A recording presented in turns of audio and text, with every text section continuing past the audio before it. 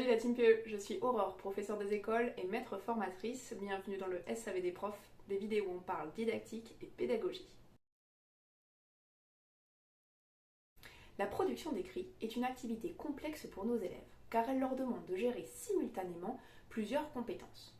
L'une des clés pour rendre cet enseignement un véritable objet d'apprentissage, c'est de miser sur l'anticipation. Quand on écrit, il y a 3 phases qui se succèdent et se chevauchent. L'anticipation, l'écriture du produit visé et le retour au texte. La recherche lire-écrire, elle nous apprend que très souvent, en classe, on oublie cette anticipation. Au mieux, on fait verbaliser un peu l'élève sur le sujet, on donne quelques mots de vocabulaire et yallah, on lâche l'enfant sur sa production d'écrit. Mais alors, c'est quoi l'anticipation ? Ce sont tous les outils, toutes les ressources, toutes les procédures que tu vas construire avec tes élèves et qui vont les aider à gérer les difficultés qu'ils rencontrent. Tu vas aussi faire de la production d'écrit des vrais moments d'explicitation. Ils vont apprendre enfin comment écrire un texte. Dans cette vidéo, je te propose des dispositifs qui vont te permettre de vivre des moments d'anticipation dans ta classe. Tout n'est évidemment pas à faire à chaque production d'écrit, ça prendrait trop de temps, mais en tous les cas, tu peux t'en inspirer selon les difficultés de tes élèves. Car chaque chose que je vais te proposer est en lien avec une difficulté. Une des premières difficultés, elle est autour de la mobilisation des idées. Je suis sûre que tu as déjà des élèves qui t'ont rendu page blanche. Pour pallier à ça, généralement, on vit des temps de verbalisation en groupe classe autour de sujets. Ce que je te propose aujourd'hui, c'est d'essayer de le faire en petits groupes. Cela permettra à chaque enfant d'avoir un temps de langage oral pour structurer sa pensée.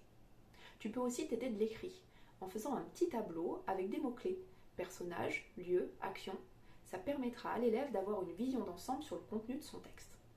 Maintenant, ces idées, il va falloir les aider à les organiser. Et pour ça, va faire un tour du côté de la carte mentale. La carte mentale est un formidable outil pour aider les enfants à développer leur raisonnement et leurs idées de façon non linéaire. Ce sera ensuite beaucoup plus simple pour eux de passer à l'écrit. Tu peux faire cette carte mentale de façon manuscrite ou en utilisant l'application FreeMind. Je t'en parle parce qu'elle est gratuite, elle ne nécessite pas de connexion internet et elle est très simple à prendre en main pour des enfants. Pour lutter contre la pauvreté lexicale des productions de tes élèves, je t'encourage à construire avec eux un carnet de mots. C'est un référent lexical qui va s'enrichir de tous les domaines travaillés à l'école. Tu pourras noter les mots rencontrés en lecture, en sport, en sciences, en histoire, et ainsi proposer des productions d'écrit en lien avec ce lexique. Tu verras que les productions vont vraiment gagner en qualité puisque les mots seront justes et choisis.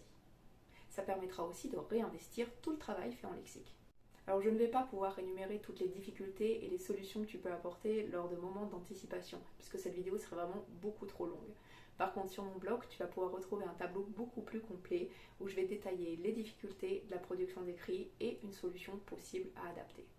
Évidemment, ce tableau ne sera pas exhaustif parce qu'il y a 1000 façons d'aider tes élèves en production d'écrit, mais ça peut t'aider à réfléchir aux difficultés, aux solutions possibles en anticipation et ensuite te permettre de découvrir d'autres outils et d'être créatif dans les propositions que tu vas faire.